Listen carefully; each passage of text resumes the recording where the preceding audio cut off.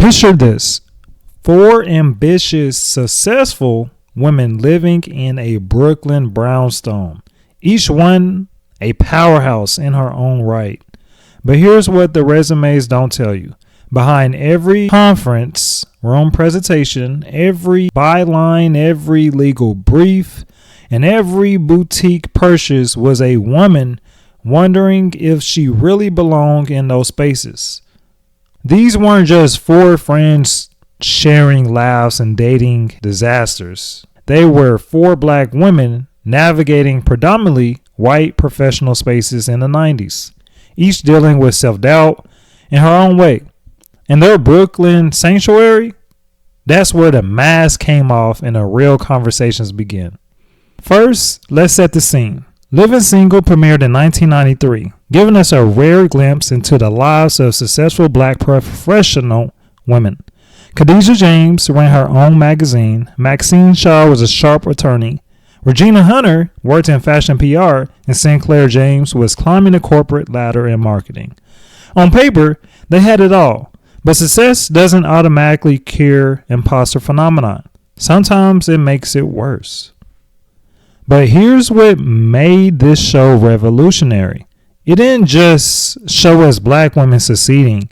It showed us the cost of that success. The late nights Khadijah spent wondering if Flavor magazine would survive another month.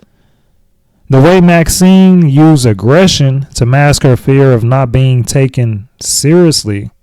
How Regina's obsession with status symbols was really about proving she deserved to be in elite spaces.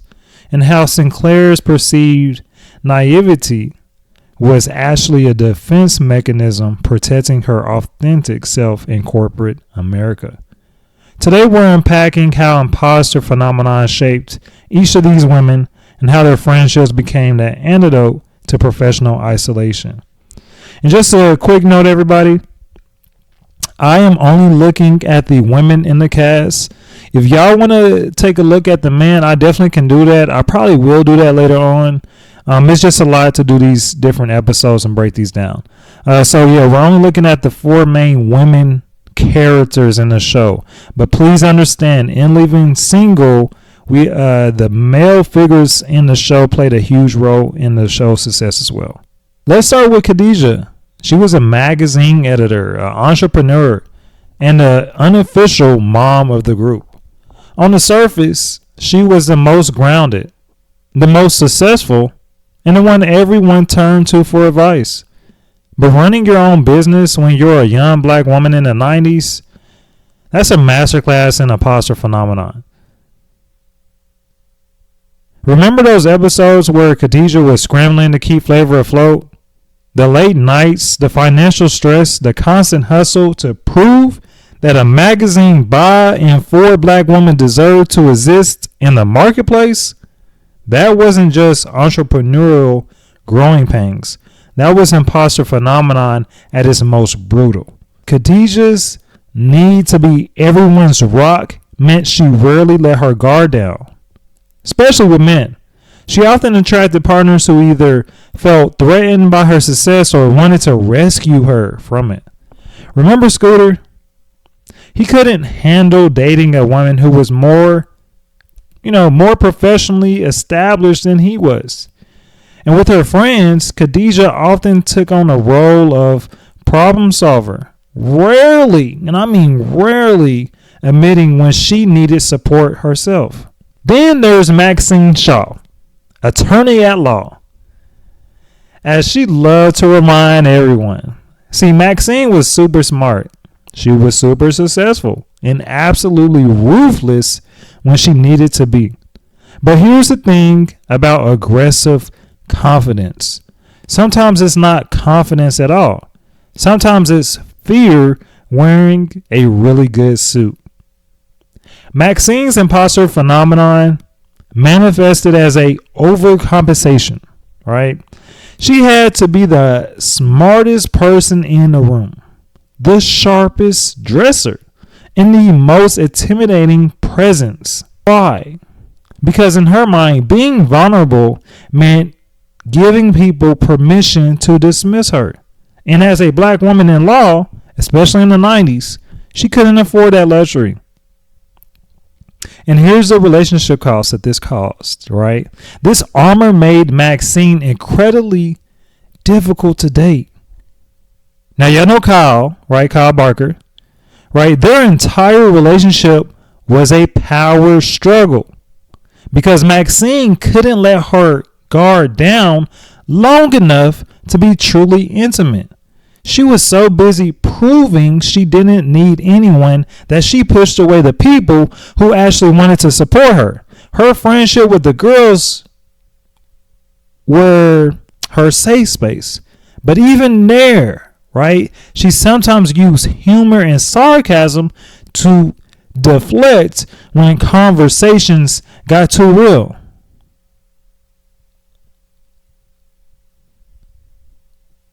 Now, Regina was a fashion maven, the social butterfly, the one who always looked perfect. But beneath all those designer outfits and carefully curated social events was someone desperately trying to prove she belonged in elite spaces. See, Regina's imposter phenomenon wasn't about professional competence. It was about social acceptance. See, she grew up in a working class, right? She did. But now she moved into wealthy circles through her work in her fashion PR. Every designer bag, every exclusive event, every connection she made was proof that she had made it. She made it, y'all, you know. But that constant need for external validation, that's imposter phenomenon dressed in Prada or Gucci or Louis, whatever you want to put on these days, right? Now, how it played out in her love life is that Regina's dating patterns revealed everything. She attracted a man, right, who looked good on paper. They was wealthy, they was successful, they was well connected, but she struggled to form deep emotional connections. Why? Right? Why do we ask this? Why? Why was that? Because she was always, the man was looking. You know what I'm saying? They always was looking. Well, here's why. Because she was so focused on how relationships looked from the outside that she forgot to nurture what they felt like on the inside. Remember her engagement to Daryl? It looked perfect. But as we all know, it fell apart because it was built on an image rather than intimacy. And there's Synclaire, right? She's sweet. She's optimistic. She is very naive. The naive Synclaire. Here's where living single got really clever, right? While everyone around her assumed Synclaire was just the innocent one, she actually was one of the most emotionally intelligent characters on the show. Her perceived, being naive, that was just her protective strategy against corporate cynicism, right? Synclaire's version of imposter phenomenon was different from everybody else. She didn't doubt her abilities. She doubted whether she could succeed while staying true to herself. In a world that rewarded cutthroat behavior, especially up in New York, right, and political maneuvering, Synclaire wondered if being a genuine, kind, and optimistic, right, person made her weak. Now, here's a spoiler. It did not make Synclaire weak at all. And here's the advantage that she had because of this. This, being authentic made Synclaire the most successful in love. Her relationship with Overton, and like I said, I can't dive deep into all the male characters, but we know who Overton was, right? So with Overton, it was built on a genuine connection and its shared values. Love their relationship, right? She didn't feel the need to perform or compete. She could just be herself. And in friendships, she was often the voice of reason, the one who saw through everyone else's defenses to the truth underneath. She was killer with that. But here's what made living single revolutionary. It showed us what happened when these professional women got home. The Brooklyn brownstone wasn't just their address. It was their sanctuary. This was where Khadijah could admit she was scared about the magazine, where Maxine could drop the aggressive attorney at and just be vulnerable, where Regina could just question whether all the status symbols actually made her happy, where Synclaire could share her surprisingly deep insights without being dismissed. Their friendship was an antidote to imposter phenomenon. They called each other out, built each other up, and provided the kind of unconditional support that made professional risk feel manageable. The dating landscape, how imposter phenomenon affected romance. Here are some common patterns.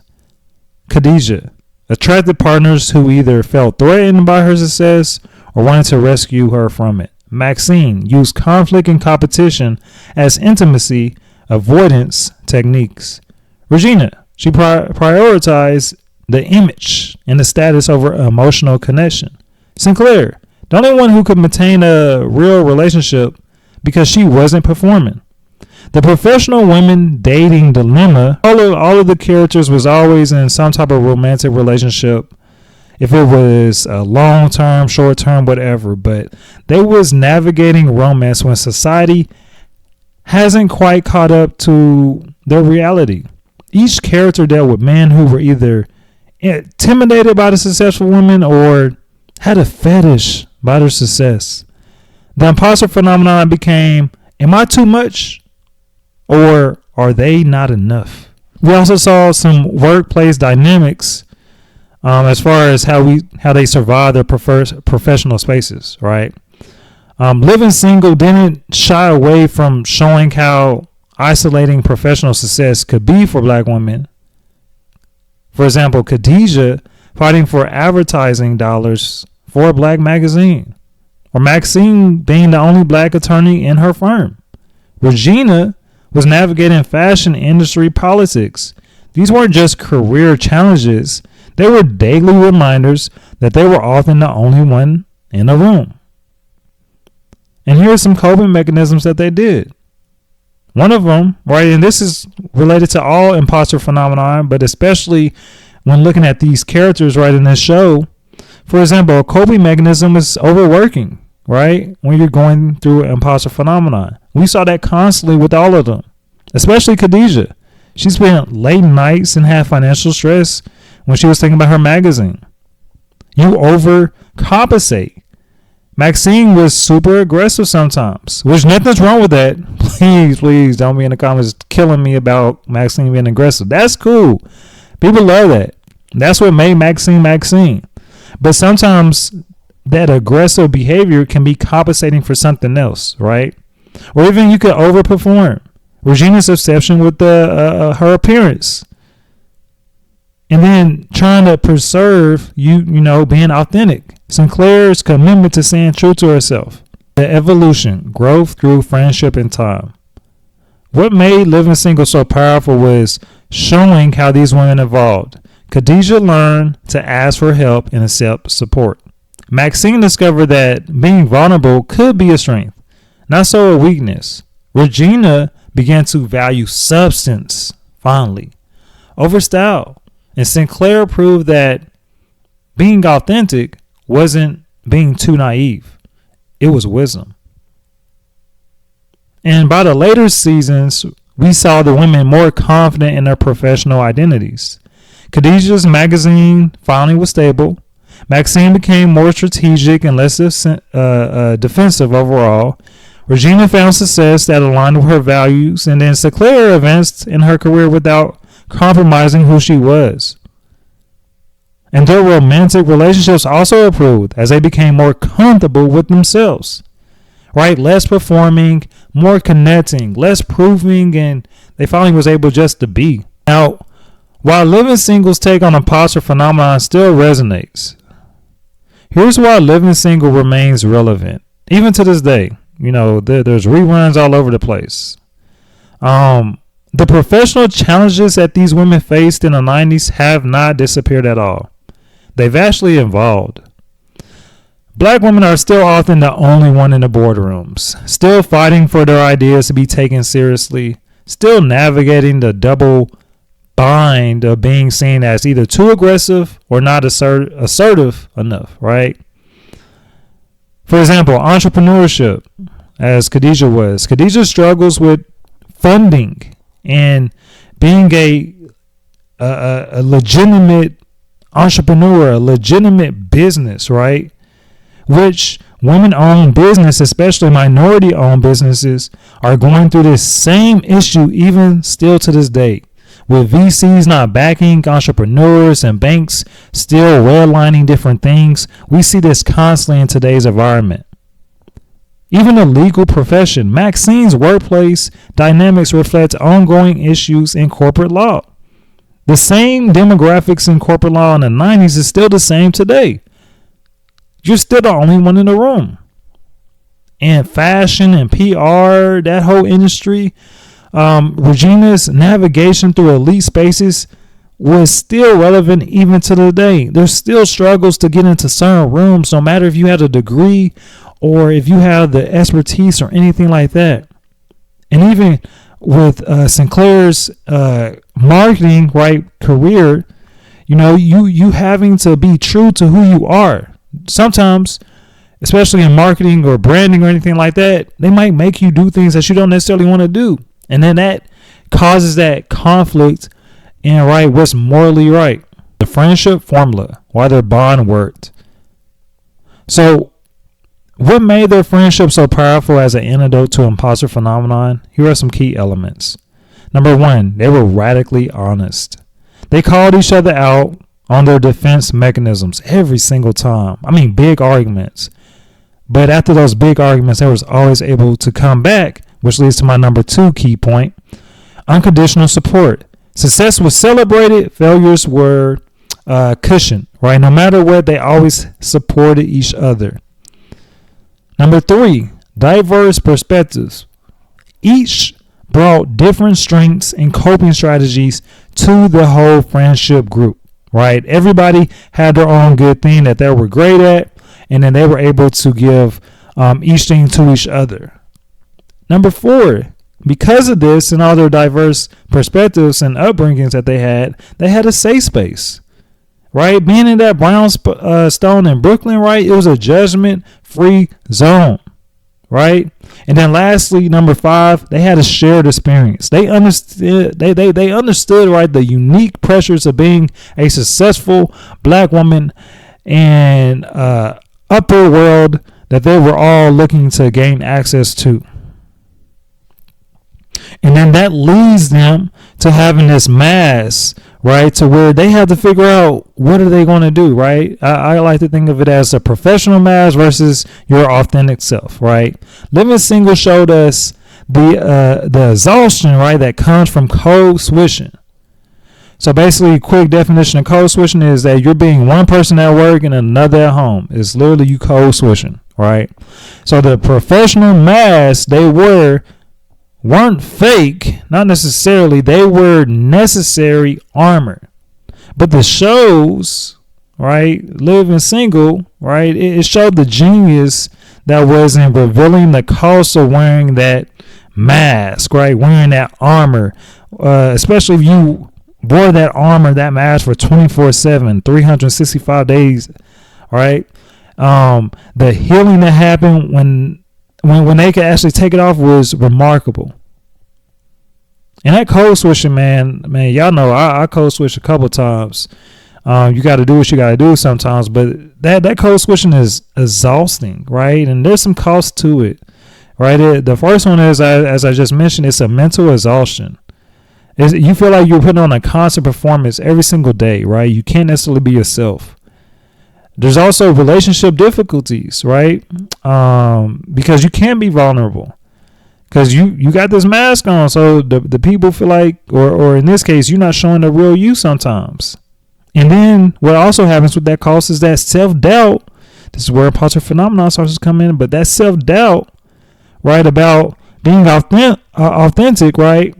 That authentic identity versus who you are as a professional being, right? So now you got this constant internal battle that you're going throughout your entire day and your entire career. And then also, and this is something that is not mentioned, that people need to really start focusing on is isolation that comes from this code switching. Because when you feel isolated, you feel misunderstood. And that could be both professionally and also in your personal spaces, right? They might not understand why you have to switch up who you are in your space. But we learned many lessons from this friendship group, right? As they healed through their community. And what Living Single taught us, and they taught us many things, but I pointed out 5 key things that they taught us, is that success doesn't cure your imposter phenomenon. It's not going to cure it at all. It can actually amplify it, as we saw as the roles got bigger that they were creeping in, or that they were trying to get right. The imposter phenomenon flared up even more. Another thing Living Single taught us is that community is crucial. Having people who know your real story really matters. It also taught us that being authentic is possible, even in the professional spaces that don't always welcome it. Living Single also taught us that being vulnerable is a strength. It's not a weakness. And then lastly, what we learned from Living Single is that growth is a constant ongoing thing, right? Imposter phenomenon, it's not necessarily ever going to disappear, but it can become manageable. And Living Single, it's a legacy, right? And we're even still talking about Living Single to this day.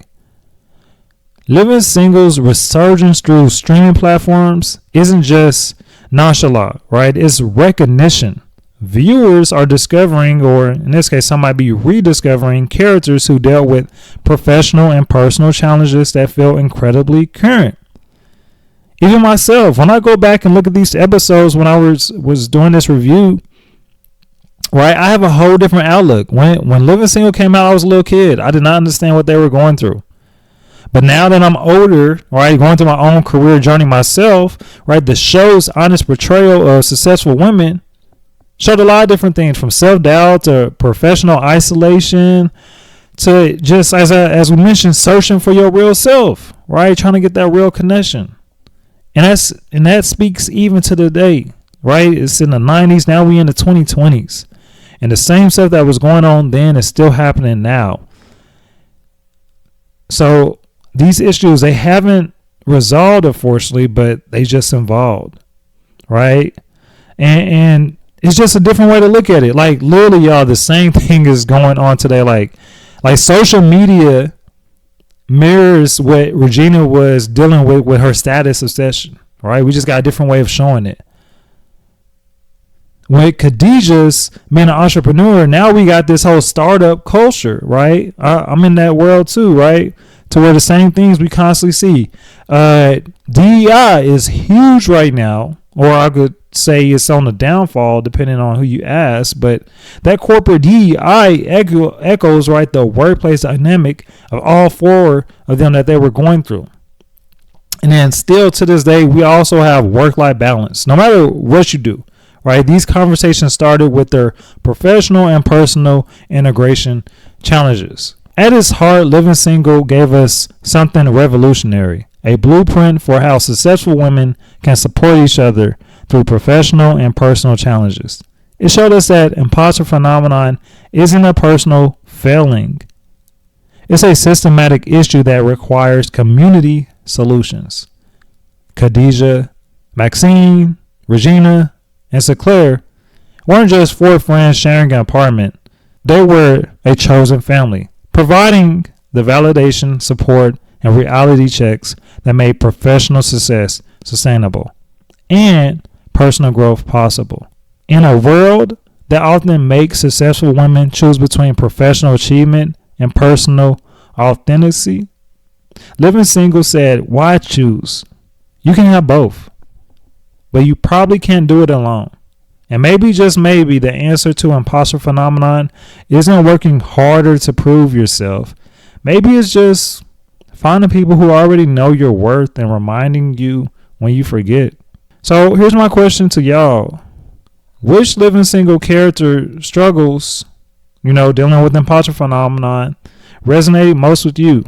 Are you Khadijah, right? Do you have some entrepreneur type of anxiety or something? Are you Maxine, right? Are you defensive with everything you say? It's like a defensive confidence. Are you Regina, right? Are you trying to be validated in some type of way? Or are you just Synclaire trying to be real, staying authentic? Please drop your comments in there. I'm very curious what y'all thinking, right? Let's get this conversation keep going. And can't stress this enough. Make sure y'all subscribe. Make sure you like. Make sure you share this with somebody who needs a reminder that success and self-doubt can coexist. And that's perfectly normal.